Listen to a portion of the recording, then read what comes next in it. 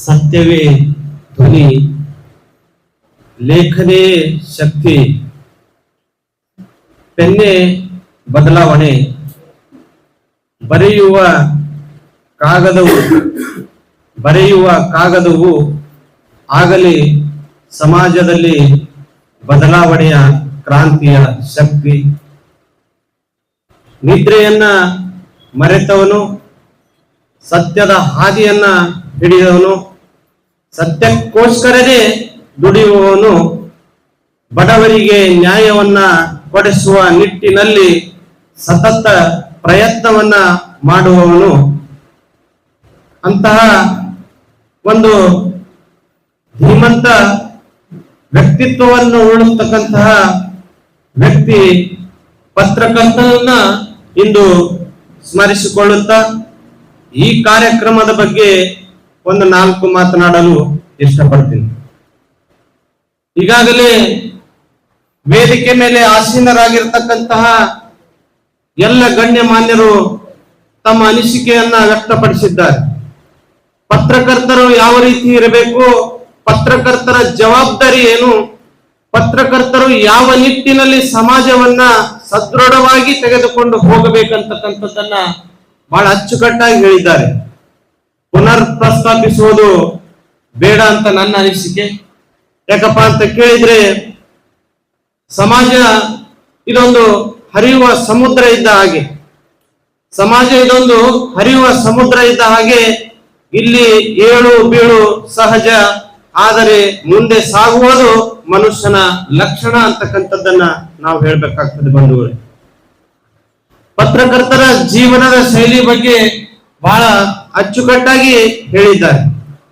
ಪತ್ರಕರ್ತರು ಎಲ್ಲವನ್ನ ಮರೆತು ತಮ್ಮ ಕುಟುಂಬವನ್ನ ಹಗಲಿರಲಿ ರಾತ್ರಿ ಇರಲಿ ಯಾವುದೇ ಒಂದು ಸುದ್ದಿಯನ್ನು ಬಂದಾಗ ಎದ್ದು ಹೋಗತಕ್ಕಂತಹ ಶಕ್ತಿ ಮತ್ತು ತಾಳ್ಮೆ ಯಾರಿಗಾದ್ರೂ ಕೊಟ್ರೆ ಅದು ಪತ್ರಕರ್ತರಿಗೆ ಮಾತ್ರ ಅಂತಕ್ಕಂಥದ್ದನ್ನು ಹೇಳಕ್ ಇಷ್ಟಪಡ್ತೀನಿ ಬಂಧುಗಳೇ.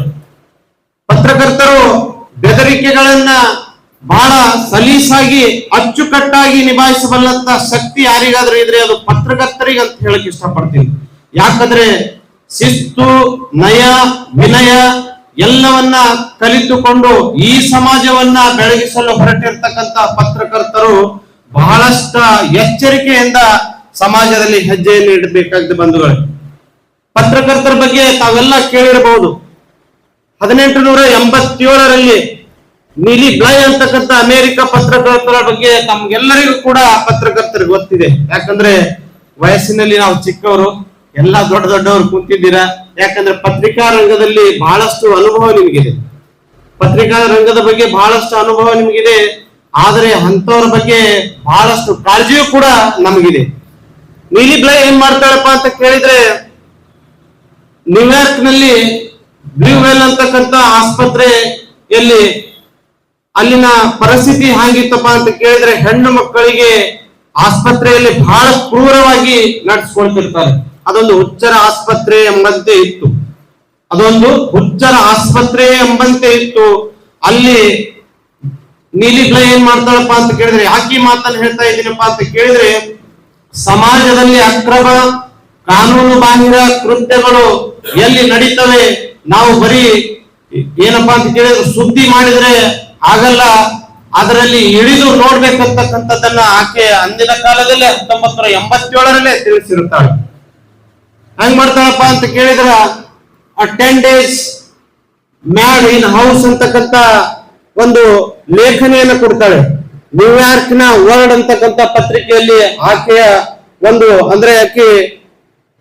ಅಂದ್ರೆ ಆರೋಗ್ಯದಲ್ಲಿ ಸಮಸ್ಯೆ ಇರ್ತಕ್ಕಂತಹ ಹೆಣ್ಣು ಮಕ್ಕಳಿಗೆ ಹೆಂಗ್ ಮಾಡ್ತಾರಪ್ಪ ಅಂತ ಕೇಳಿದ್ರೆ, ಆಸ್ಪತ್ರೆಯಲ್ಲಿ ಬಹಳ ವ್ಯತಿರಿಕ್ತವಾದಂತಹ ಒಂದು ಪನಿಷ್ಮೆಂಟ್ ಅನ್ನ ಕೊಡ್ತಾ ಇರ್ತಾರೆ.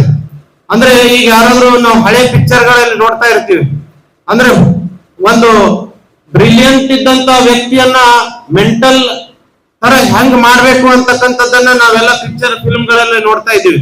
ಆದರೆ ನೈಜವಾಗಿ ಅಲ್ಲಿ ಅಂತಹ ಘಟನೆಗಳು ಆಗ್ತಾ ಇದ್ವು. ಹೆಣ್ಣು ಮಕ್ಕಳನ್ನ ಅತ್ಯಂತ ಕ್ರೂರವಾಗಿ ಏನಪ್ಪಾ ಅಂತ ಕೇಳಿದ್ರೆ ಚುಚ್ಚುವುದು ಮುಖಾಂತರ, ಹೊಡೆಯುವುದರ ಮುಖಾಂತರ 17-28 ಗಂಟೆಗಳ ಕಾಲದವರೆಗೂ ನೀರಿನಲ್ಲಿ ನೆನೆಸಿ ಶಿಕ್ಷೆಯನ್ನ ಕೊಡ್ತಾ ಇದ್ರು. ಅಂತಹ ಶಿಕ್ಷೆ ಜಗತ್ತಿಗೆ ತಿಳಿದಿರಲಿಲ್ಲ. ಅದು ಆ ನೀಲಿ ಬ್ಲೂ ಅಂತಕ್ಕಂತ ಅಮೆರಿಕ ಪತ್ರಕರ್ತಳು ಬಹಳ ಅಚ್ಚುಕಟ್ಟಾಗಿ ಅದರ ಬಗ್ಗೆ ಸಮಗ್ರವಾದಂತಹ ಮಾಹಿತಿಯನ್ನು ತೆಗೆದುಕೊಳ್ತಾಳೆ. ಇದನ್ನ ಹೇಗಾದರೂ ಮಾಡಿ ಜನರಿಗೆ ತಲುಪಿಸಬೇಕಂತಕ್ಕಂತಹ ನಿರ್ಣಯ ಮತ್ತು ಸಂಕಲ್ಪವನ್ನ ಮಾಡ್ತಾಳೆ ಆ ಪತ್ರಕರ್ತರು. ಅಂದಿನ ಕಾಲದಲ್ಲಿ ಹೆಣ್ಣು ಮಕ್ಕಳು ಇಂಥ ಒಂದು ಸಾಹಸದ ಕೆಲಸ ಮಾಡ್ಬೇಕಾದ್ರೆ ಬಹಳ ಕಷ್ಟಕರವಾದಂತಹ ಕೆಲಸ. ಆದ್ರೂ ಕೂಡ ತಾನು ಏನಾದ್ರೂ ಅಡ್ಡ ಸಾಧಿಸಬೇಕು, ಇಲ್ಲಿ ಆಗ್ತಕ್ಕಂತ ಹೆಣ್ಣು ಮಕ್ಕಳ ಬಗ್ಗೆ ನಾನು ಜಗತ್ತಿಗೆ ತೋರಿಸಬೇಕು. ಈ ನ್ಯೂಯಾರ್ಕ್ ಅಂದ್ರೆ ಈಗಿನ ಐಲ್ಯಾಂಡ್, ಅಲ್ಲಿನ ಒಂದು ಕ್ರೂರತ್ವವನ್ನು ಬದಲಾವಣೆ ನಿಟ್ಟಿನಲ್ಲಿ ಸಮಾಜದಲ್ಲಿ ಬದಲಾವಣೆ ತರಬೇಕು. ಅಂದ್ರೆ ಮಾನಸಿಕ ರೋಗಿಗಳನ್ನ ಸದೃಢವಾಗಿ ಮಾಡ್ಬೇಕಾದ್ರೆ ನಾನೇನ್ ಮಾಡ್ಬೇಕಂತ ಹೇಳಿ ಕೇಳಿದ್ರ ಆಕೆ ಕೂಡ ಹುಚ್ಚಳಾಗಿ ಆಸ್ಪತ್ರೆಗೆ ದಾಖಲಾಗ್ತಾಳೆ ಬಂಧುಗಳೇ. ಅಂದ್ರೆ ಅಲ್ಲಿನ ಒಂದು ಪರಿಸ್ಥಿತಿ ಹೆಂಗಿತ್ತಪ್ಪ ಅಂತ ಕೇಳಿದ್ರೆ ಒಳಗಡೆ ಯಾರು ಹೋಗುವ ಹಾಗಿಲ್ಲ, ಅಂತಹ ಟೈಟ್ ಸೆಕ್ಯೂರಿಟಿಯನ್ನ ಇಡ್ತಾರೆ. ಯಾಕಪ್ಪ ಅಂತ ಕೇಳಿದ್ರೆ ಒಳಗಡೆ ಆಗ್ತಕ್ಕಂತಹ ಅನ್ಯಾಯ ಹೊರಗಿನ ಜಗತ್ತಿಗೆ ಬರಬಾರದು ಅಂತಕ್ಕಂತಹ ಸಂಕಲ್ಪವನ್ನ ಅವರು ಮಾಡಿ ಆ ಆಸ್ಪತ್ರೆಯಲ್ಲಿ ನಡೀತಕ್ಕಂತ ಅಕ್ರಮಗಳು ಟೋಟಲಿ ಏನಪ್ಪಾ ಅಂತ ಕೇಳಿದ್ರೆ ಸುಮಾರು 50 ರಿಂದ 60 ವರ್ಷಗಳ ಕಾಲ ಹೊರಗಿನ ಜಗತ್ತಿಗೆ ತೋರಿಸ್ಕೊಟ್ಟಿರ್ಲಿಲ್ಲ. ಆಕೆ ಏನ್ ಮಾಡ್ತಾಳಪ್ಪ ಅಂತ ಕೇಳಿದ್ರೆ ಎಲ್ಲ ಶಿಕ್ಷೆಯನ್ನ ಅನುಭವಿಸ್ತಾಳೆ. 17 ಗಂಟೆ ಅಂದ್ರೆ ಸುಮಾರು 10 ದಿನಗಳವರೆಗೆ ನಿರಂತರವಾಗಿ ಹುಚ್ಚಳಾಗಿ ಆಸ್ಪತ್ರೆಯಲ್ಲಿ ಸಮಗ್ರವಾದಂತಹ ಶೋಧನೆಯನ್ನ ಮಾಡ್ತಾಳೆ ಬಂಧುಗಳೇ. ಶೋಧನೆಯನ್ನ ಮಾಡಿದ ನಂತರದಲ್ಲಿ 10 ವರ್ಷಗಳ ನಂತರ ಆಕೆ 10 ದಿನಗಳ ನಂತರ ಆಸ್ಪತ್ರೆಯಿಂದ ಹೊರಗೆ ಬರ್ತಾಳೆ. ನ್ಯೂಯಾರ್ಕ್ ವರ್ಲ್ಡ್ ಅಂತಕ್ಕಂಥ ಪತ್ರಿಕೆಯಲ್ಲಿ ಅಲ್ಲಿ ನಡೆಯತಕ್ಕಂತಹ ಎಲ್ಲ ಒಂದು ಅನ್ಯಾಯವನ್ನ ಬಹಿರಂಗಗೊಳಿಸ್ತಾಳೆ ಬಂಧುಗಳೇ. ಬಹಿರಂಗಗೊಳಿಸಿದ ನಂತರದಲ್ಲಿ ಸುಮಾರು ನ್ಯೂಯಾರ್ಕ್ನ ಎಲ್ಲ ಪ್ರತಿ ಅಂದ್ರೆ ಮನೆ ಜನರು ಎಚ್ಚೆತ್ತುಕೊಳ್ತಾರೆ. ಎಚ್ಚೆತ್ತುಕೊಂಡು ಏನ್ ಮಾಡ್ತಾರಪ್ಪ ಅಂತ ಕೇಳಿದ್ರೆ ಸರ್ಕಾರದ ವಿರುದ್ಧ ಕೂಗನ್ನ ಕೂಗಿದ ನಂತರದಲ್ಲಿ ಆಸ್ಪತ್ರೆ ಇಡೀ ಚಿತ್ರಣವೇ ಬದಲಾಗಿ ಹೋಗುತ್ತೆ. ಆದ್ರೆ ನಾನು ಈ ಮಾತನ್ನು ಯಾಕೆ ಎಕ್ಸಾಂಪಲ್ ಆಗಿ ನೀಡ್ತಾ ಇದ್ದೀನಪ್ಪ ಅಂತ ಕೇಳಿದ್ರೆ ನಾವು ಬರೀ ಸುದ್ದಿಯನ್ನ ಮಾಡೋದರಲ್ಲಿ ನಿರತರಾದರ ಸಾಲದು. ಇಂದಿನ ಸಮಾಜದಲ್ಲಿ ಆ ಸುದ್ದಿ ಮತ್ತು ಜನರನ್ನು ಅನುಭವಿಸುವಂತಹ ನೋವನ್ನು ನಾವು ಅನುಭವಿಸಿಕೊಂಡಾಗ ಇನ್ನೂ ನಮ್ಮ ಧ್ವನಿ ಗಟ್ಟಿಯಾಗಿ, ನಮ್ಮ ಪೆನ್ನು ಗಟ್ಟಿಯಾಗಿ ಆ ಒಂದು ಸಮಸ್ಯೆ ಬಗ್ಗೆ ಬರೆಯಲು ಸಾಧ್ಯ ಅಂತಕ್ಕಂತ ಮಾತನ್ನ ನಾನು ಹೇಳಬೇಕಾಗುತ್ತೆ ಬಂಧುಗಳು. ಈ ಏನಪ್ಪಾ ಅಂತ ಕೇಳಿದ್ರೆ ಮಲ್ಲು ಪಗಡೆಯವರು ಬಹಳ ಆತ್ಮೀಯರು ನಮಗೆ. ಸುಮಾರು 8 ವರ್ಷಗಳ ಹಿಂದೆ ಈ ಒಂದು ನ್ಯೂಸ್ ಚಾನೆಲ್ಗೆ ನಾನು ಮೊದಲ ಬೈಟ್ ಅನ್ನು ಕೊಟ್ಟಿದ್ದೆ. ಅದು ಎಲ್ಲಪ್ಪ ಅಂತ ಕೇಳಿದ್ರೆ ಗುಂಜು ಬಬಲಾದಲ್ಲಿ ಆಗ್ತಕ್ಕಂತ ನೀರಿನ ಸಮಸ್ಯೆ ಕುರಿತು ನಾನು ಫೋನ್ ನಲ್ಲಿ ಮಾತನಾಡಿದಾಗ, ನಾವು ಇದೀಗ ತಾನೇ ಒಂದು ಸುದ್ದಿ ವಾಹಿನಿಯನ್ನ ಓಪನ್ ಮಾಡಿದೀವಿ, ನೀವು ಆಳಂದದಲ್ಲಿ ಬಂದು ಬೈಟ್ ಅನ್ನ ಕೊಟ್ಟಿದ್ರೆ ಆ ಸುದ್ದಿಯನ್ನ ಪ್ರಸಾರ ಮಾಡ್ತೀನಿ ಅಂತಕ್ಕಂಥ ಮಾತನ್ನು ಹೇಳಿದಾಗ ನಾನು ಆಳಂದಕ್ಕೆ ಹೋದೆ. ಎಲ್ಲವನ್ನ ಬೈಟ್ ನಲ್ಲಿ ಹೇಳಿದಾಗ ಸುದ್ದಿ ಪ್ರಸಾರವಾಯ್ತು. ಜಿಲ್ಲಾ ಪಂಚಾಯತ್ ಸದಸ್ಯರು, ತಾಲೂಕು ಪಂಚಾಯತ್ ಸದಸ್ಯರು, ಗ್ರಾಮ ಪಂಚಾಯತ್ ಸದಸ್ಯರು, ಇವನ್ನ ಮತ್ತಿ ಮೂಡವರ ಹಳೆಯ ಏನಪ್ಪಾ ಅಂತ ಕೇಳಿದ್ರೆ ಎಲ್ಲರೂ ಗ್ರಾಮಕ್ಕೆ ಬಂದು ಆ ಒಂದು ಸಮಸ್ಯೆಯನ್ನ ಬಗೆಹರಿಸ್ತೀವಿ ಅಂತಕ್ಕಂಥ ಆಶ್ವಾಸನೆ ಕೊಟ್ಟು ಆ ಕಡೆ ಹೋದ್ರು. ಆಶ್ವಾಸನೆ ಕೂಡ ಈಡೇರಲಿಲ್ಲ. ಆದರೆ ನಾವು ಛಲ ಬಿಡದೆ ನೀರಿನ ಸಮಸ್ಯೆಯನ್ನ ಬಗೆಹರಿಸುವ ನಿಟ್ಟಿನಲ್ಲಿ ಸತತವಾಗಿ ಅದಕ್ಕೆ ಹೋರಾಟವನ್ನ ಮಾಡಿದೆವು. ಅದಕ್ಕೆ ಪ್ರೇರಣೆ ಯಾರಾದ್ರೂ ಇದ್ರೆ ಅದಕ್ಕೆ ಈ ಕಲ್ಯಾಣ ಕರ್ನಾಟಕ ನ್ಯೂಸ್ ಚಾನಲ್ ಅಂತಕ್ಕಂಥ ಮಾತನ್ನು ಹೇಳಕ್ಕೆ ಇಷ್ಟಪಡ್ತೀನಿ ಬಂದು. ಭಕ್ತಿ ಎಂಬ ಪೃಥ್ವಿಯ ಮೇಲೆ ಗುರು ಎಂಬ ಬೀಜ ಅಂಕುರಿಸಿ ಲಿಂಗವೆಂಬ ಎಲೆ ಆಯ್ತು ಆಚಾರವೆಂಬ ಹೂವಾಗಿ ವಿಚಾರವೆಂಬ ಕಾಯಾಗಿ ನಿಷ್ಪತ್ತಿ ಎಂಬ ಹೆಣ್ಣು ತಾನು ತೊಟ್ಟು ಕಳಿಸಿ ಬೀಳುತ್ತಿರಲಿ ನನಗೆ ಬೇಕೆಂದೆತ್ತಕೊಂಡ ಕೂಡಲ ಸಂಗಮ ದೇವ ಅಂತಕ್ಕಂತ ಮಾತಿನ ಮುಖಾಂತರ ತಾವೆಲ್ಲರೂ ವರದಿಗಾರರು ಇಲ್ಲಿ ಬಹಳಷ್ಟು ಬೇರೆ ಬೇರೆ ಚಾನಲ್ ಮತ್ತು ಪತ್ರಿಕಾ ವರದಿಗಾರರು ಬಂದಿದ್ದೀರಿ. ವೃತ್ತಿ ಯಾವುದಾದರೇನು, ಬರೆಯುವ ನಮ್ಮ ಕೈಗಳಲ್ಲಿ ಶಕ್ತಿ ಇರ್ಬೇಕಂತಕ್ಕಂಥದ್ದನ್ನ ನಾನು ಹೇಳ್ತೀನಿ ಬಂಧುಗಳು. ಯಾವಾಗಲೂ ಕೂಡ ವೃತ್ತಿ ನಿಮಗೆ ಪತ್ರಕರ್ತರ ವೃತ್ತಿ. ಬರೆಯುವ ಬಿಳಿಯ ಹಾಳೆ ಮೇಲೆ ಸಮಾಜವನ್ನ ಬದಲಾಯಿಸುವ ಶಕ್ತಿ ಯಾರಿಗಾದ್ರೂ ಇದ್ರೆ ಅದು ಪತ್ರಕರ್ತರಿಗೆ ಮಾತ್ರ ಅಂತ ಮಾತನ್ನು ಹೇಳ್ತೀನಿ ಬಂಧುಗಳೇ. ಆ ನಿಟ್ಟಿನಲ್ಲಿ ಸಮಾಜದಲ್ಲಿ ಇರ್ತಕ್ಕಂಥ ಹುಳಗಳನ್ನ ಹೊರಗೆ ತೆಗೆಯಬೇಕು. ಅವೇನಪ್ಪಾ ಅಂತ ಕೇಳಿ ಬೆದರಿಕೆಗಳು ಸಹಜ.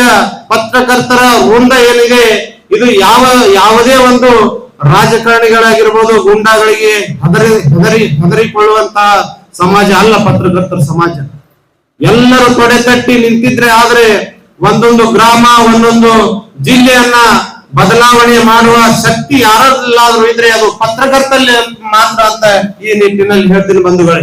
ನಮ್ಮ ಗೆಳೆಯರೊಬ್ಬರು ಕುಂತಿದ್ದಾರೆ ಸರ್, ಅವ್ರೇನಪ್ಪಾ ಅಂತ ಕೇಳಿದ್ರ ಸಮಾಜ ಸುಧಾರಣೆ ಆಗಬೇಕು, ಸಮಾಜದಲ್ಲಿ ಅಂದ್ರೆ ಒಳ್ಳೆಯ ಬಾಂಧವ್ಯ ಬೆಳಿಬೇಕು ಅಂತ ನಿಟ್ಟಿನಲ್ಲಿ ನಾನು ಏನಾದ್ರೂ ಸಾಧಿಸಬೇಕು ಅಂತಕ್ಕಂಥ ನಿಟ್ಟಿನಲ್ಲಿ ಗ್ರಾಮ ಪಂಚಾಯತ್ ಸದಸ್ಯರು ಪ್ರಧಾನಮಂತ್ರಿ ಮೋದಿ ಅವರ ಕಡೆಯಿಂದ ಆಹ್ವಾನ ಪಡೆದುಕೊಂಡು ಅಂದ್ರೆ ಈ ಗಣಜಲಕೇಡ ಗ್ರಾಮ ಅಂತಕ್ಕಂಥದ್ದನ್ನು ಕೇಳಿದಿರಿ ತಾವು. ಜಲಜೀವನ್ ಮಿಷನ್ ಅಂತಕ್ಕಂಥ ಯೋಜನೆಯನ್ನ ಬಳಸಿಕೊಂಡು 24 ಗಂಟೆಗಳ ಕಾಲ ನೀರನ್ನ ಮಾಡಿದ್ದಾರೆ. ಅಂತವರು ಬಗ್ಗೆ ಪತ್ರಕರ್ತರು ಒಂದು ಉತ್ತಮವಾದಂತಹ ಸುದ್ದಿಗಳನ್ನು ಮಾಡಿದ್ರು. ತಮಗೆ ಧನ್ಯವಾದಗಳು ಹೇಳ್ಬೇಕಾಗ್ತದೆ.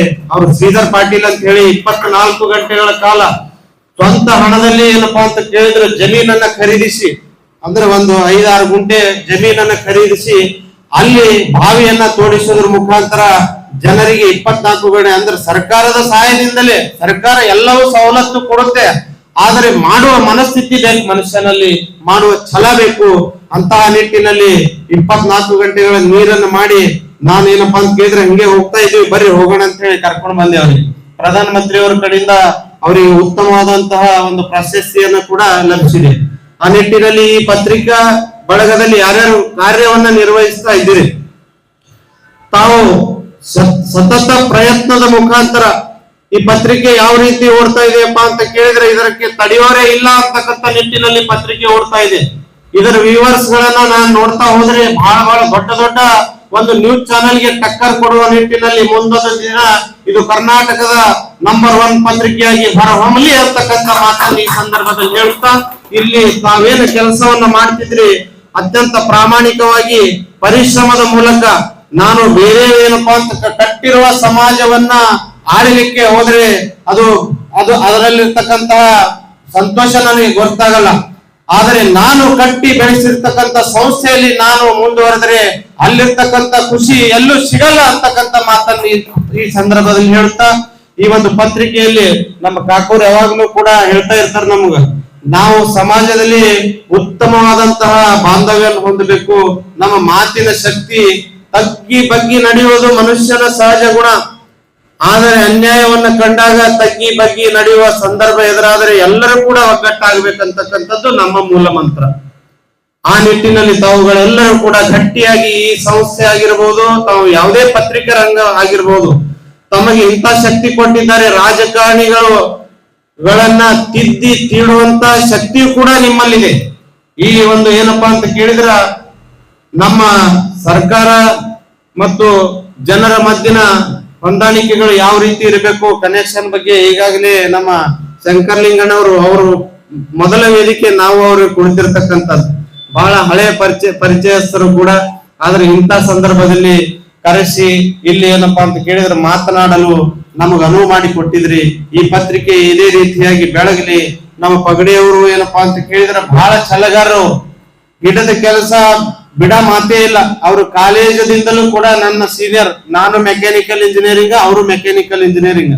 ಹುಡುಗರನ್ನ ಒಂದು ಗುಂಪನ್ನ ಕಟ್ಟಿಕೊಂಡು ಓದುವ ಅಭ್ಯಾಸವನ್ನ ಅಲ್ಲಿ ಕಾಳಗಿಯಲ್ಲಿ ಅವರು ಓದಿದ್ದು, ನಾನು ಕಾಳಗಿಯಲ್ಲಿ ಓದಿದ್ದು, ಅಭ್ಯಾಸವನ್ನ ಬೆಳೆಸ್ಕೊಳ್ತಾ ಇದ್ರು. ಅವ್ರದೊಂದ್ 8 ಜನ ಗ್ಯಾಂಗ್ ಕಟ್ಕೊಂಡು ಓದೋದು, ಮತ್ತೊಂದೇನು ಇಲ್ಲ, ಓದೋದೇ ನಮ್ಮ ಮೂಲ ಕಾಯಕ. ನಾವು ಒಂದು 5 ಜನ ಏನಪ್ಪಾ ಅಂತ ಕೇಳಿದ್ರೆ ರಾತ್ರಿ ಇಡೀ ಓದೋದು. ಆ ಓದೋ ನಿಟ್ಟಿನಲ್ಲಿ ಮೆಕ್ಯಾನಿಕಲ್ ಇಂಜಿನಿಯರಿಂಗ್ ಆಗಿ ಛಲ ತೊಟ್ಟು ಈ ಒಂದು ಸಂಸ್ಥೆಯನ್ನ ಬೆಳೆಸಿ ಇಲ್ಲಿವರೆಗೂ ತೆಗೆದುಕೊಂಡು ಬಂದಿದ್ದಾರೆ. ಇದು ಮುಂದೆಯೂ ಕೂಡ ಕರ್ನಾಟಕದಲ್ಲಿ ನಂಬರ್ 1 ಸಂಸ್ಥೆ ಆಗ್ಲಿ ಅಂತಕ್ಕಂಥ ಮಾತನ್ನ ಮತ್ತೊಮ್ಮೆ ಹೇಳ್ತಾ ನನ್ನ ಮಾತನ್ನು ಮುಗಿಸ್ತೀನಿ. ಜೈ ಹಿಂದ್, ಜೈ ಕರ್ನಾಟಕ.